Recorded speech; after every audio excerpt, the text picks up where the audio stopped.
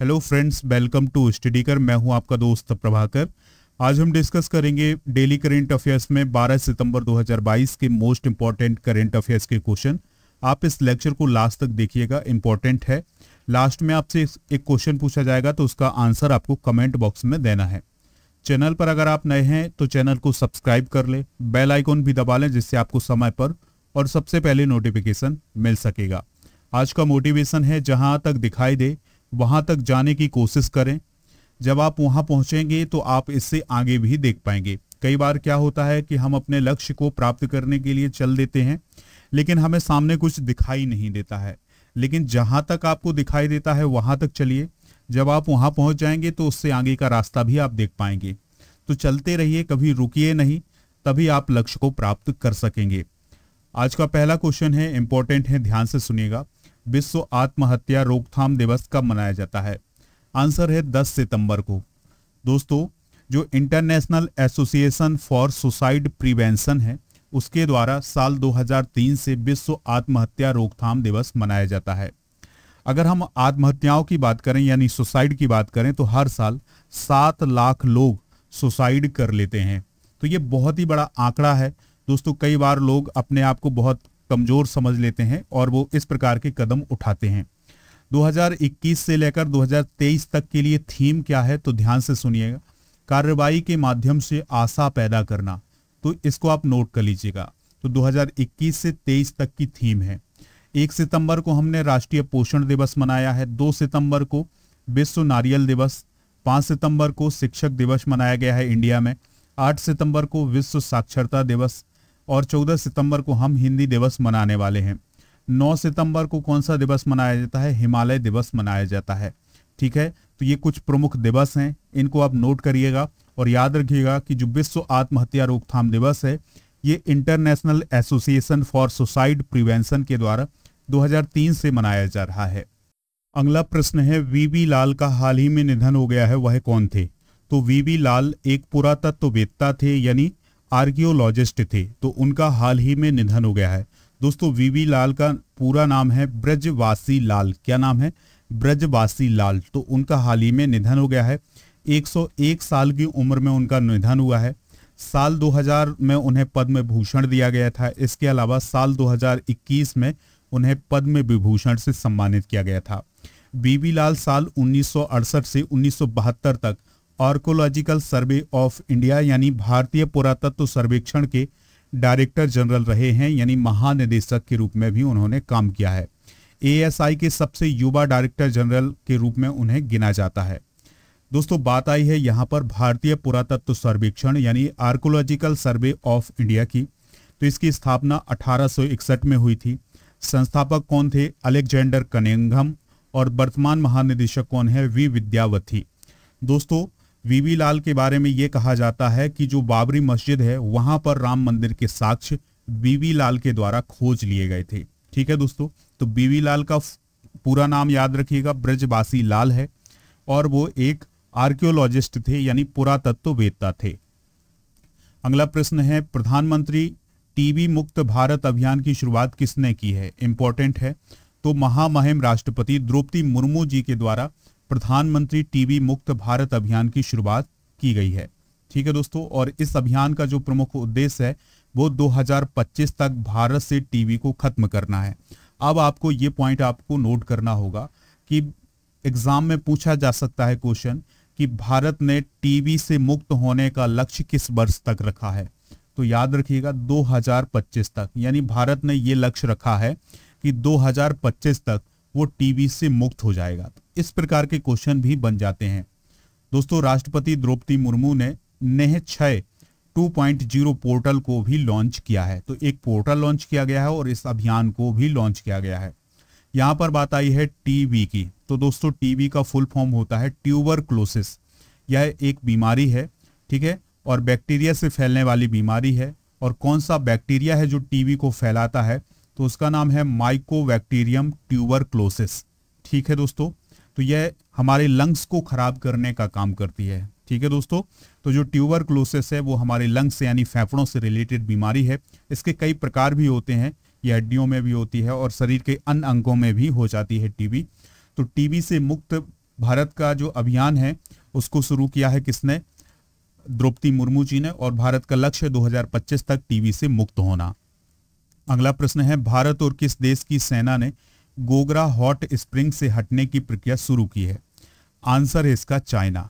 तो भारत और चाइना के बीच जो टकराव था गोगरा हॉट स्प्रिंग पर, तो अब वहां से दोनों देशों की सेनाएं जो हैं वो हट रही हैं। ठीक है, तो दोस्तों जो गोगरा हॉट स्प्रिंग्स है, याद रखिएगा ये लद्दाख में है। कहां पर है? लद्दाख में है। तो लद्दाख के गोगरा हॉट स्प्रिंग्स इलाके में भारत और चीन की सेनाएं जो हैं वो 12 सितंबर तक हटने की प्रक्रिया पूरी कर लेंगे, यानी 12 सितंबर तक वहां से दोनों देशों की सेनाएं हट जाएंगी। गोगरा हॉट स्प्रिंग्स इलाके में पेट्रोलिंग पॉइंट 15 पर भारतीय और चीनी सैनिक पिछले 2 सालों से यानी 2020 से अड़े हुए थे। दोनों देशों के जो सैनिक थे वो आमने सामने थे। दोस्तों भारत और चाइना की बात आती है तो इनके बीच एक रेखा है जिसे हम मैकमोहन रेखा बोलते हैं। तो मैकमोहन रेखा चीन और भारत के बीच एक प्रभावी सीमा है। यह 890 किलोमीटर लंबी है। और भारत और पाकिस्तान के बीच कौन सी रेखा है दोस्तों? रेड क्लिप रेखा है। ठीक है, तो भारत और पाकिस्तान के बीच रेड क्लिप रेखा और भारत और चाइना के बीच जो रेखा है वो मैकमोहन रेखा है। दोस्तों यहां पर हम बात करते हैं हॉट स्प्रिंग पेट्रोलिंग पॉइंट 15 की। तो दोस्तों जो हॉट स्प्रिंग पेट्रोलिंग पॉइंट 15 है उसको आप देखिएगा, ये लद्दाख का एरिया आपको दिखाई दे रहा है और ये अक्साई चीन है जो चीन के कब्जे में है। ठीक है, तो दोस्तों यहाँ पर ये है गोगरा हॉट स्प्रिंग।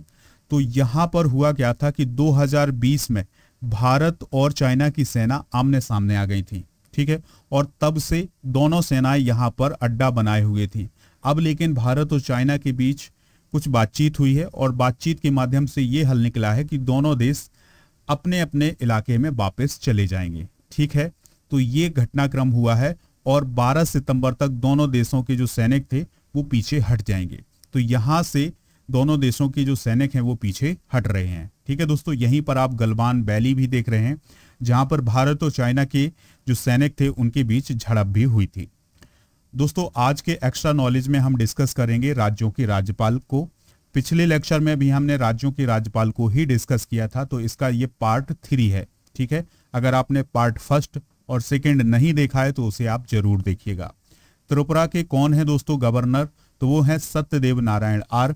उत्तर प्रदेश के आनंदीबेन पटेल, उत्तराखंड के गुरमीत सिंह हैं, पश्चिम बंगाल के ला गणेशन है। इन्हें अतिरिक्त प्रभार दिया गया है। चूंकि जो ला गणेशन है वो मणिपुर के गवर्नर हैं, लेकिन उन्हें पश्चिम बंगाल का अतिरिक्त प्रभार दिया गया है। ठीक है, केंद्र शासित प्रदेश में भी उपराज्यपाल होते हैं और प्रशासक होते हैं।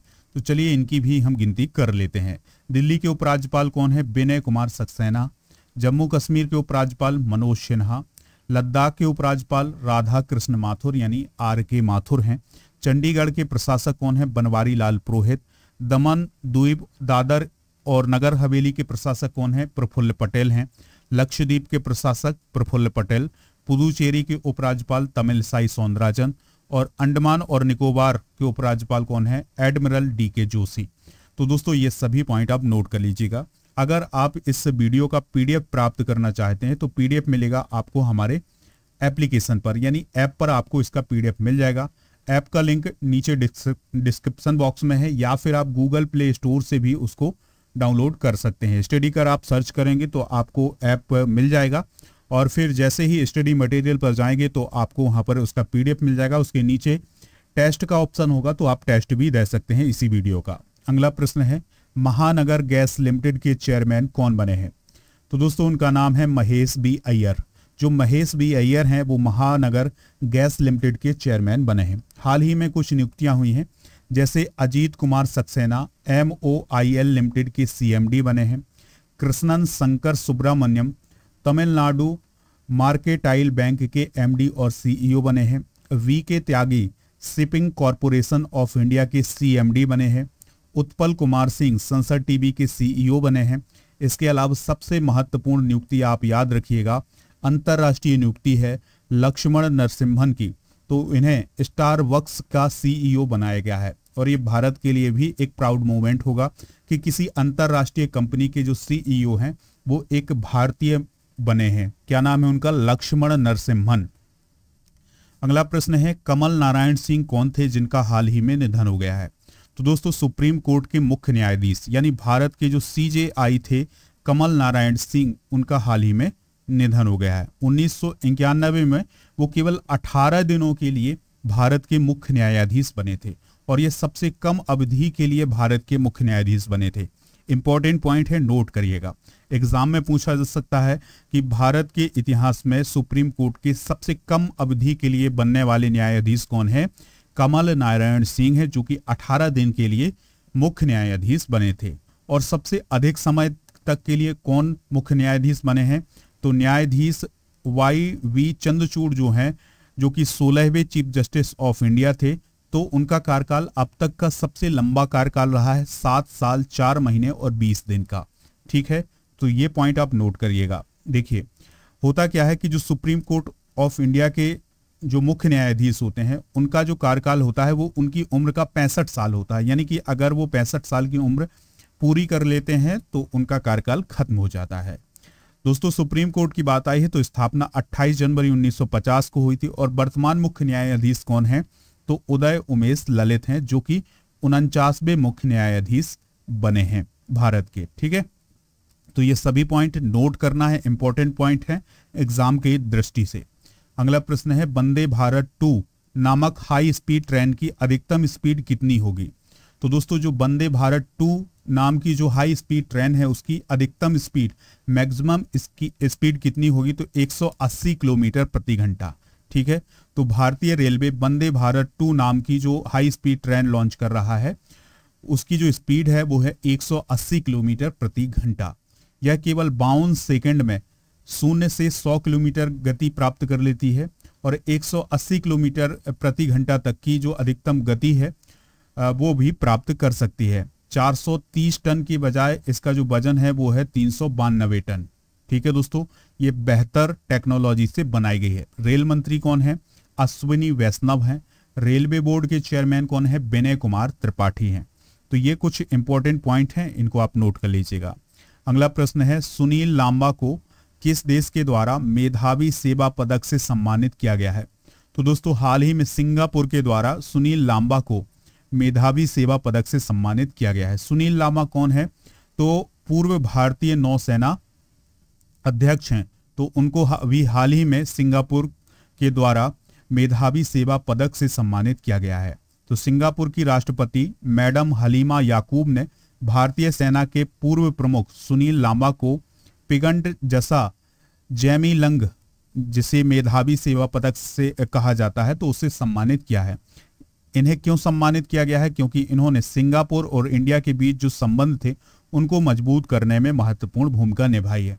तो इसके लिए उन्हें इस सम्मान से सम्मानित किया गया है। सिंगापुर की कैपिटल सिंगापुर है। प्रधानमंत्री कौन है, ली सीन लूंग। कौन है दोस्तों, ली सीन लूंग जो हैं वो वहाँ के प्राइम मिनिस्टर हैं। वर्तमान में कौन है दोस्तों, नौसेना प्रमुख। तो याद रखिएगा एडमिरल आर हरि कुमार जो हैं वो नौसेना प्रमुख हैं। अगला प्रश्न है हाल ही में भारतीय सेना और किसके द्वारा सरफेस टू एयर मिसाइल का सफल परीक्षण किया गया है। तो दोस्तों हाल ही में भारतीय सेना और DRDO के द्वारा सरफेस टू एयर मिसाइल का सफल परीक्षण किया गया है। DRDO की बात आई है तो इसका फुल फॉर्म होता है defence research and development organisation. इसका गठन हुआ था 1958 में। मुख्यालय है नई दिल्ली में और इसके अध्यक्ष हैं डॉक्टर समीर V कामत, जिनकी हाल ही में नियुक्ति की गई है। ठीक है दोस्तों, तो ये पॉइंट आप नोट कर लीजिएगा। DRDO का काम क्या होता है, तो अत्याधुनिक हथियार बनाना भारतीय सेना के लिए। भारतीय सेना के लिए अत्याधुनिक हथियार बनाने का काम किसका होता है, DRDO का होता है। लास्ट प्रश्न है बिहार राज्य में देश का सबसे बड़ा रबड़ डैम किस नदी पर बनाया गया है। तो बिहार राज्य में दोस्तों अभी हाल ही में रबड़ का डैम बनाया गया है।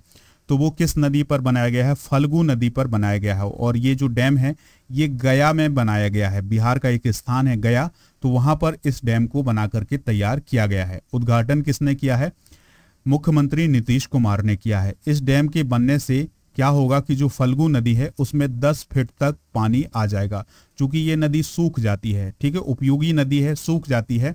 तो इसके कारण अब क्या हो जाएगा कि ये जो डैम बन जाएगा तो उससे उस नदी में 10 फीट तक ऊंचा पानी रह सकता है। ठीक है दोस्तों, बिहार की राजधानी बात आई है तो मुख्यमंत्री तो आपको पता है नीतीश कुमार हैं।